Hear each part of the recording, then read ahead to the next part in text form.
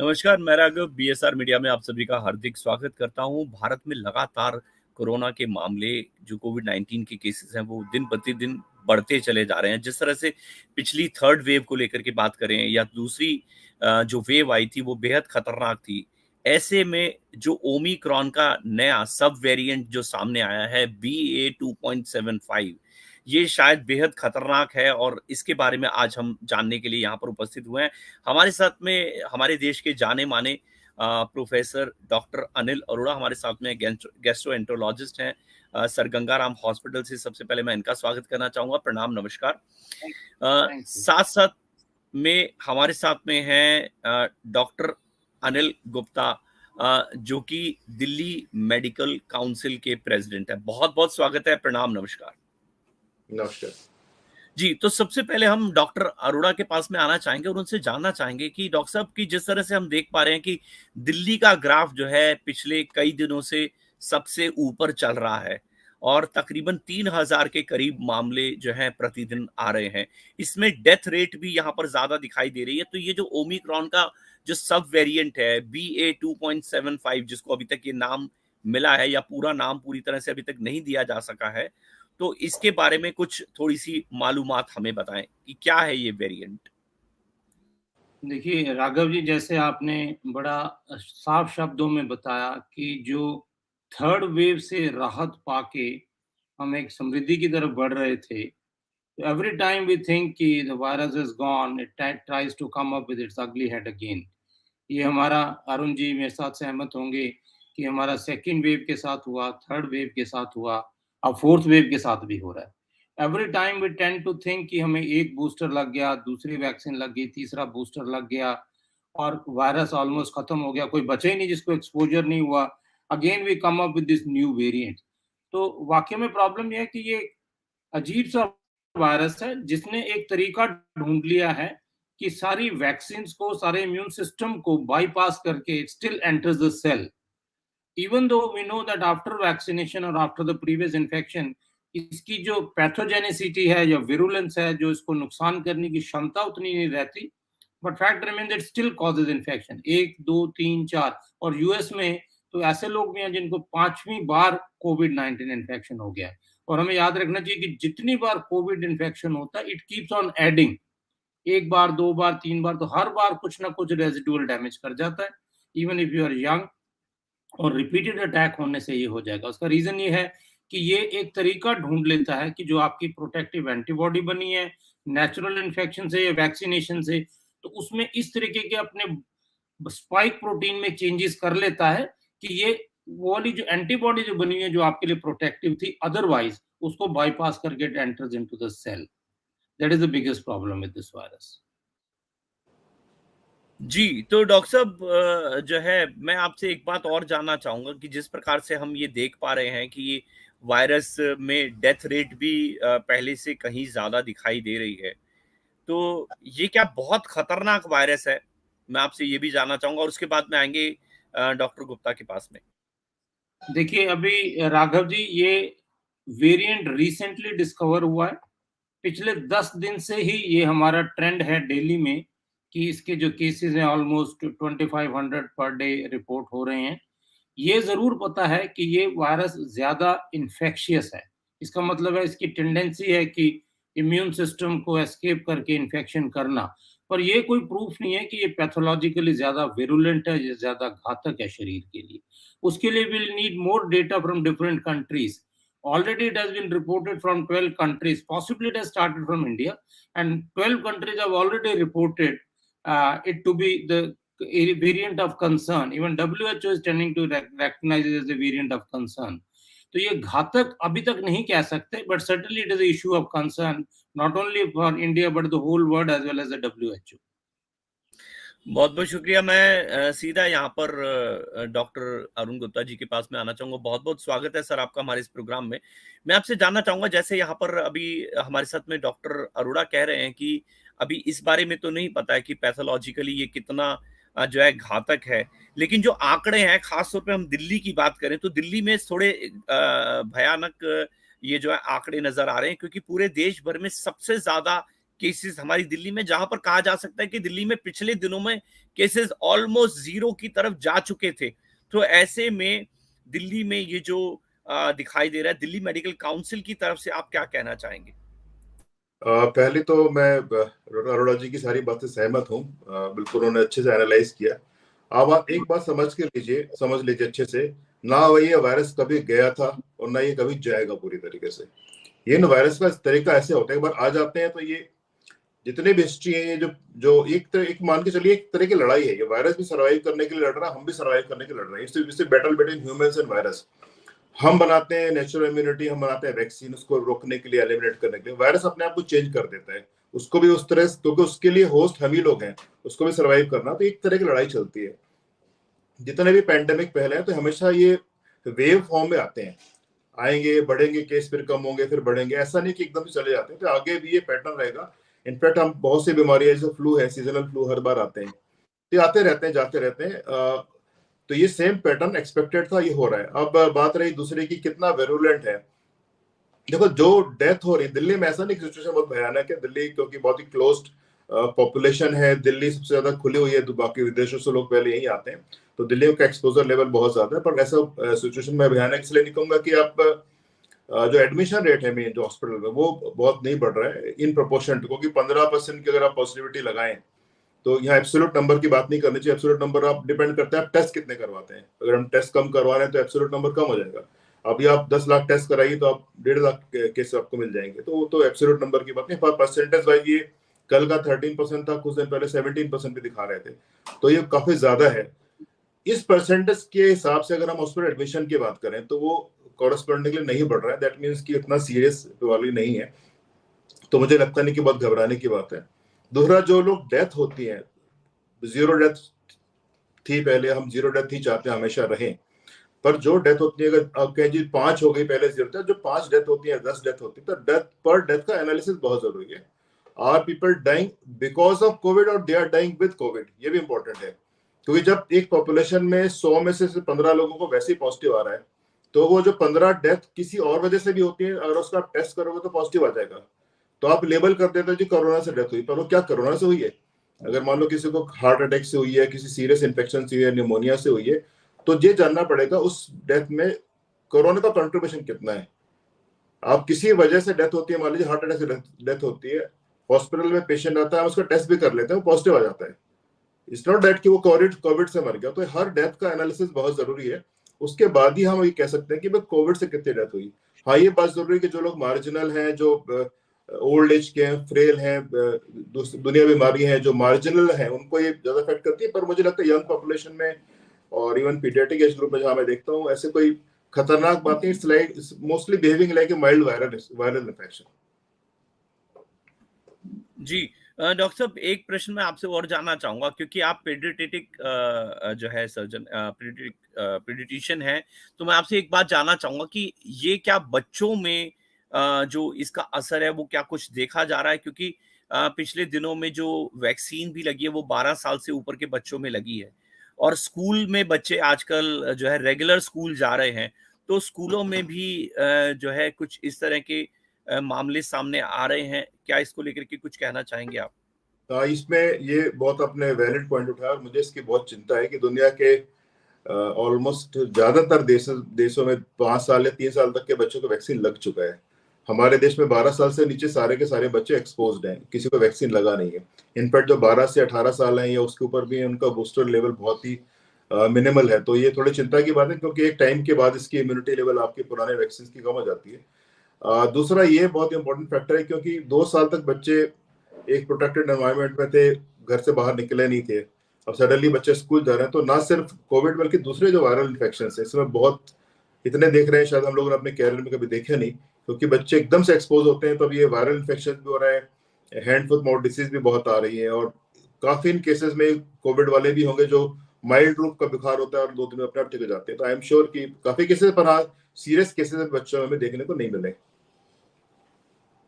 जी, बहुत-बहुत शुक्रिया। मैं साथ में डॉक्टर साहब, डॉक्टर अरोड़ा के पास मैं आना चाहूँगा। डॉक्टर साहब, मैं आपसे एक बात जानना चाहूँगा कि पिछले दिनों भी हम लोगों ने इस बारे में ज़रूर बात की थी कि जो है ज़्यादा से ज़्यादा ध्यान रखना होगा हमें अपना, और अपने ध्यान के साथ-साथ में दूसरों का ध्यान रखना होगा।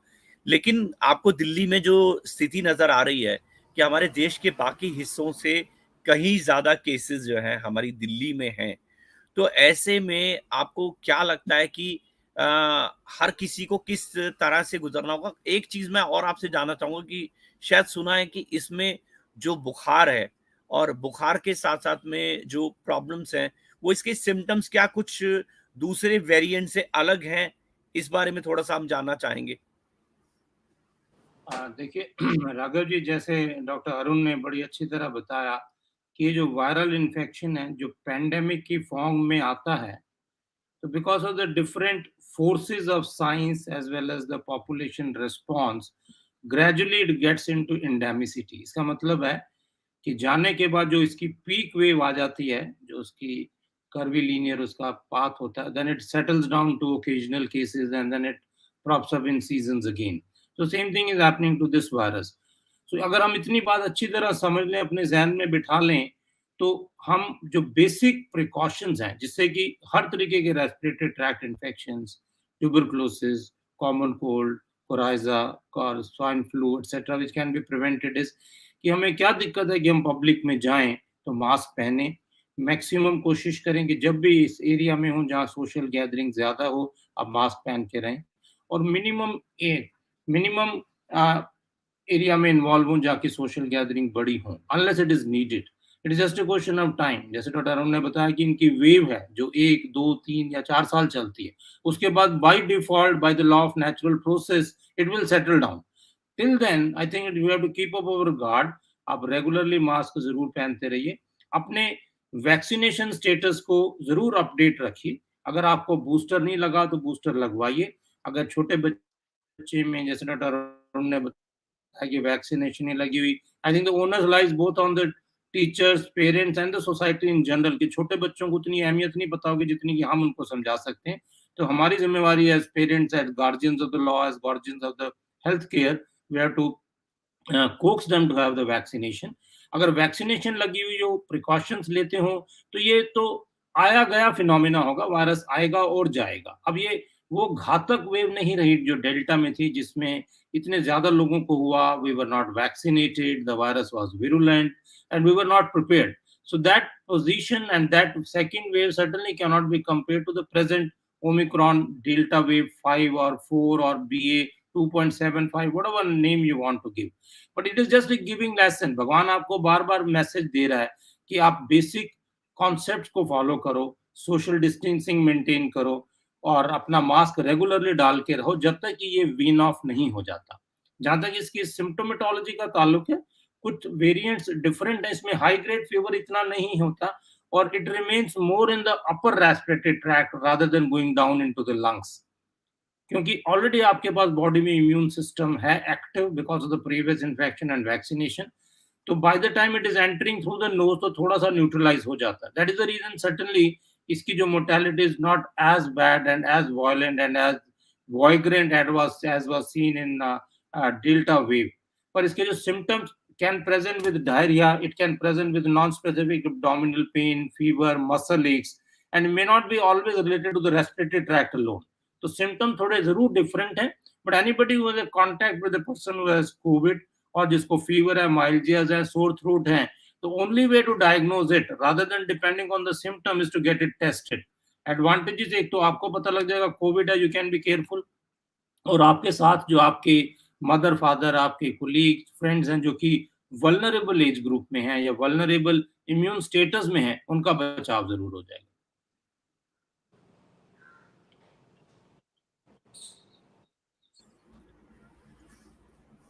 जी, बहुत-बहुत शुक्रिया डॉक्टर साहब। डॉक्टर गुप्ता के पास मैं एक बारी और आना चाहूँगा और उनसे जानना चाहूँगा कि जैसे आप पीडियाट्रिशियन हैं और बच्चों को लेकर के अभी आपने बहुत बड़ी चिंता जताई है, तो ख़ास तौर पे मैं जानना चाहूँगा कि क्या तरीका है, क्योंकि बच्चे जो स्कूल्स हैं वो तो जाएँगे ही जाएँगे, तो किन चीज़ों का बच्चों के लिए ख़ास ध्यान रखा जाए ताकि बच्चे इन्फेक्शन से बचे रहें? देखिए, पिछले 2 सालों में हमें एक अच्छी चीज मिली देखने में, जो हम लोग as a population, general population ने एक हेल्थ और हाइजीन के लेकर के जो अवेयरनेस क्रिएट हुई पब्लिक के अंदर, चलो कोविड की किसी वजह से हुई, लोगों ने हैंड वॉश करना शुरू कर दिया प्रॉपर, खाने से पहले भी मास्क पहनने लगे, खासकर जो जिसको खांसी वगैरह, तो एक अवेयरनेस आई हेल्थ को लेके मास पॉपुलेशन में। तो उसका कहीं ना कहीं पॉजिटिव रिजल्ट आया था। सिर्फ कोविड ही नहीं, बाकी जो इन्फेक्शन डिसीज भी काफी कम, जैसे डॉक्टर अरोड़ा ने बोला, वो काफी कम हो गए रेस्पिरेटरी वाली, तो ये अच्छी बात थी। पर सडनली उसका ड्रॉबैक ये था कि 2 साल तक जो बच्चे थे छोटे, वो एक्सपोज नहीं थे, तो कहीं ना कहीं उनका इम्यूनिटी लेवल में फर्क पड़ा है। तो एकदम से बढ़ के आजकल हम लोग काफी वायरल केसेस देख रहे हैं। तो प्रिकॉशंस तो मेरे ख्याल से जो डॉक्टर साहब ने बोला वही रहेंगे आगे भी से, कि आपको मास्क जरूर पहन के रखिए। मुझे लगता है एक नॉर्मल सी हैबिट डाल देनी चाहिए। दिल्ली में इन्फेक्शंस कई तरह के आते रहते हैं, प्लस पोल्यूशन भी बहुत होता है, तो somehow maybe it's new way of life to be adopted by all of us, कि मास्क को मैक्सिमम इस्तेमाल करें। दूसरा ये कि अब चिंता वाली बात है, फेस्टिवल सीजन आ रहे हैं, मैरिज की सीजन आ रहे हैं, आप बहुत ज्यादा रिस्ट्रिक्ट नहीं कर सकते, पर मुझे फिर भी लगता है कि जहां तक संभव हो अवॉइड करें, खासकर इंडोर गैदरिंग्स को जरूर अवॉइड करें। आउटडोर में चलो ओपन में फंक्शन होता है, फर्क नहीं पड़ता। तीसरा, जो हैंड हाइजीन वगैरह की हम लोग बात करते हैं, जरूर करें। और चौथा, अगर एक बात मैं, जिससे मेरे पास पेरेंट्स आते हैं बच्चों को दिखाने, जुकाम खांसी बुखार या माइल्ड सिम्टम्स होते हैं, कई बार कोविड का टेस्ट नहीं कराया होता, तो मेरी उनको सलाह होती है कि बच्चों को स्कूल बिल्कुल ना भेजें। कई बार क्या होता है, एक पैरासीटामोल की का सिरप पिलाया, स्कूल भेज दिया कि चलो जाके बैच आ रहा है, उसमें क्या कि पूरी पूरी क्लास को एक्सपोज होने का डर होता है। तो आपको एज ए कम्युनिटी सोचना पड़ेगा, नॉट एज ए इंडिविजुअल सोचना है आपको एज ए। और जहां तक वैक्सीन की बात है, vaccination does make a lot of difference, but unfortunately हमारे देश में 12 साल से कम के बच्चों को नहीं लग रहा। मुझे पता है क्यों नहीं लग रहा, क्योंकि वैक्सीन की अब अवेलेबिलिटी बहुत है इस समय, क्योंकि एडल्ट्स में अब कम लग रहे हैं, सबको लग चुके हैं। तो मुझे लगता है कि कहीं ना कहीं सरकार को सोचना चाहिए कि तुरंत हम इसको 5 साल तक करें। और जो लोग, बाकी लोग घर में हैं, जिनकी डोजेस नहीं लगी हैं, या जिनकी, मतलब आई थिंक मुझे कुछ 4-5 करोड़ लोग अभी भी हैं इंडिया में जिनके प्राइमरी वैक्सीनेशन भी नहीं हुआ, वो अपना लगवाएं, और बूस्टर डोज जरूर लगवाएं, क्योंकि ये सोर्स ऑफ इन्फेक्शन हो सकते हैं बाहर से घर में लाने वाला। और ये they can be common source which can infect the kids as well as elderly at home also. तो जो कर सकते हैं वो जरूर करें। आई थिंक ये एक हेल्दी हैबिट हमें बनानी पड़ेगी, क्योंकि वेव से आती जाती रहेंगी, पहली और आखिरी वेव नहीं, इसके बाद भी आएंगी। जी डॉक्टर साहब, एक बात मैं आपसे और जानना चाहूंगा कि जिस प्रकार से आप दिल्ली मेडिकल काउंसिल की बात करें या दिल्ली में जो है बात करें कि पिछले कुछ वेव्स के अंदर हमने देखा कि जिस प्रकार से दिल्ली सरकार ने बेहद अहम रोल निभाया, और दिल्ली में जगह जगह पर पूरे इंतजामात किए गए, खास तौर पे बेड्स को लेकर के बात हो या जो है हॉस्पिटल्स में बेड्स की अवेलेबिलिटी हो, ऑक्सीजन की बात हो। तो मैं आपसे जानना चाहूंगा कि फिलहाल आगे आने वाली, अगर हम माने कि ये चौथी वेव भी हो सकती है, तो किस तरह की तैयारियां दिल्ली में डॉक्टर्स की तरफ से भी यहाँ पर हो चुकी है? देखिए, जब जब डेल्टा वेव आई थी, तो ऑनेस्टली स्पीकिंग जो उसका स्केल ऑफ बर्डन था और जो सडननेस ऑफ बर्डन था, उसके लिए कोई भी प्रिपेयर, ना कोई सरकार प्रिपेयर्ड थी, ना केंद्र सरकार, ना दिल्ली सरकार, ना ही हम लोग एज ए डॉक्टर प्रिपेयर्ड थे। वी वर एक्चुअली ओवरवेल्म्ड, और उसके वजह से आपने देखा कितनी प्रॉब्लम हुई। पर वो एक टर्निंग पॉइंट था, एक लर्निंग लेसन था। उसके बाद हम लोगों ने, इसके तुरंत बाद ही, मैं कोविड टास्क फोर्स का मेंबर भी हूँ, हम लोगों ने पूरी तैयारी कर ली थी, और हमने उस तैयारी को आज भी सस्टेन रखा हुआ है। तो अगर हमारे पास जितने भी बेड है, उसमें से occupancy is not more than 3%, तो 97% बेड हमारे आज भी खाली हैं प्रिपेयर्ड स्टेट में। उनमें से हमने कुछ बेड्स को नॉन कोविड के लिए कर दिया, पर हम उनको with in a very short period वापस कोविड में कन्वर्ट कर सकते हैं। तो आज भी हजारों बेड खाली है, हजारों आईसीयूज खाली है, हमारे हेल्थ केयर वर्कर रेडी हैं। ऑक्सीजन की, एम्बुलेंस की, किसी इक्विपमेंट की कोई कमी नहीं है। अगर ये डेल्टा वेव जैसा दोबारा कहर आता है, तो दिल्ली गवर्नमेंट और दिल्ली के डॉक्टर्स और हमारे सारे हेल्थ वर्कर्स बिल्कुल तैयार हैं फाइट करने के लिए।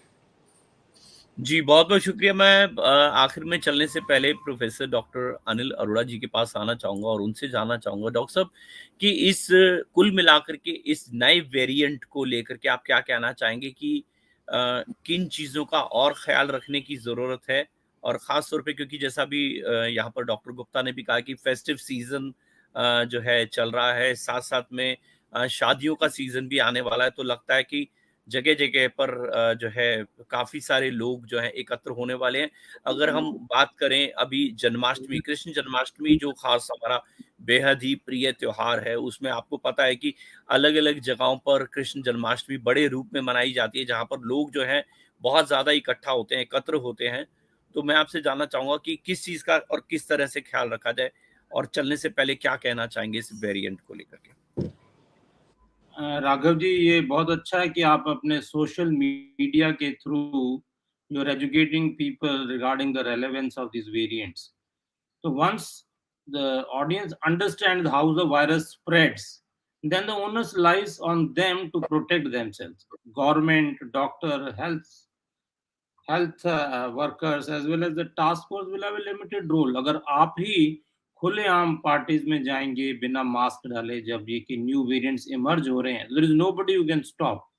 Even though mortality is less, there will be few unlucky people who are going to die because of this, especially those who are in the vulnerable age group. और ये भी हो सकता है, as a young man, आपको कुछ ना हो, you go back to your home, your old parents or people who are immunocompromised may get infected. तो आई थिंक जैसे डॉक्टर अरुण ने कहा कि ये we should take it as a prelude. हम क्यों नहीं अपने देश में आज 75 साल में हमारी सालगिरह है इंडिपेंडेंस की, हम क्यों नहीं प्रण ले लेते किसी जैसे जापान में और कोरिया में इट इज ए कस्टम कि जब आप ट्रेन में चढ़ेंगे, मेट्रो में चढ़ेंगे या मेले में जाएंगे तो मास्क पहन लीजिए. कोरोना और नो कोरोना, कोविड और नो कोविड, स्वाइन फ्लू और नो स्वाइन फ्लू, ये हम क्यों नहीं प्लेज ले लेते आपके सोशल मीडिया से. Let us take some of the important decision which will always be of use. अगर आप प्रिवेंट कर सकते हैं तो ऐसे कंट्रीज में जितनी जो हमंगस पॉपुलेशन है 1.4 billion, and in a very short period of time we are going to be the most populous country in the world with a human population of around 478 people per square kilometer as compared to only 198 in China. In spite of the fact that we are a huge country, the onus lies on us also. I'm happy that on social media you are educating people, and as Dr. Arun said, अगर हम इसकी habit बना लें 75th year पे अगर हम pledge कर लें कि जब भी बड़ी गैदरिंग को अवॉइड करें अनलेस इट इज नेसेसरी, जहां भी बड़ी गैदरिंग में जाएं तो आप मास्क पहन के रखिए, सोशल डिस्टेंस मेंटेन करो, हैंड हाइजीन एक जो इन्होंने बताया डॉक्टर अरुण ने कि ये कम से कम एक नया जरिया आ गया हमें हेल्थ से बचने का. Prevention is the best way of treating and curing anything. तो अगर हम इनको रूटीन हैबिट्स में ला सकें, that is the biggest lesson I think we can draw from the कोविड-19 infection. Thank you so much doctor Anil Arora, और साथ में डॉक्टर अरुण गुप्ता जी का मैं बहुत बहुत शुक्रिया अदा करना चाहूंगा कि जिस प्रकार से आप लोगों ने बात कही है बिल्कुल सही है कि हमें, क्योंकि हमारे 75 साल कंप्लीट हो रहे हैं और हम अपनी 75वीं वर्षगांठ पर हमारे देश की इंडिपेंडेंस जो है स्वतंत्रता की 75वीं वर्षगांठ पर हम ये प्लेज ले लें, हम सोच लें कि हम अगर बाहर जाएंगे तो हम जो है मास्क भी यूज करेंगे, साथ में सोशल डिस्टेंसिंग भी रखेंगे, और साथ साथ में अपने हाथों को, हैंड को सैनिटाइज भी करते रहेंगे या धोते भी रहेंगे, और इससे हम अपने आप को ही नहीं अपने प्यारों को भी जो है जिंदगी उनकी बचा सकेंगे. अदरवाइज हमें अगर बाई चांस किसी भी रीजन से हमें जो है कोविड हो जाता है तो हम अपने आप को आइसोलेट करेंगे, और अपना अगर किसी भी प्रकार का आपको लगता है कि आपकी तबीयत खराब है, कोई भी सिम्टम आपको नजर आते हैं, तो आप तुरंत जा करके कोविड टेस्ट जरूर करवाएं, ताकि आरटीपीसीआर कराएं, एंटीजन कराएं, ताकि आपको जो है पता हो कि आपका स्टेटस क्या है, ताकि उससे आप दूसरों को इन्फेक्शन ना दें, ना फैलाएं. और जैसा डॉक्टर गुप्ता ने कहा कि बच्चों का खास तौर पे ख्याल रखें, अगर उनकी तबीयत खराब है तो उनको स्कूल में ना भेजें, ताकि दूसरे और बच्चे इन्फेक्शन उनको ना हो सके, इन्फेक्टेड ना हो सके. तो बहुत बहुत शुक्रिया professor doctor Anil Arora and doctor Arun Gupta, बहुत बहुत शुक्रिया, प्रणाम, नमस्कार. और मुझे लगता है कि अवेयरनेस से ही जो है शायद हम लोग इस बीमारी से बच पाएंगे और अपने प्यारे नियर एंड डियर्स को भी बचा पाएंगे. बहुत बहुत शुक्रिया, नमस्कार, धन्यवाद. Thank you so much. Thank you Raghav, thank you doctor Arun, thank you.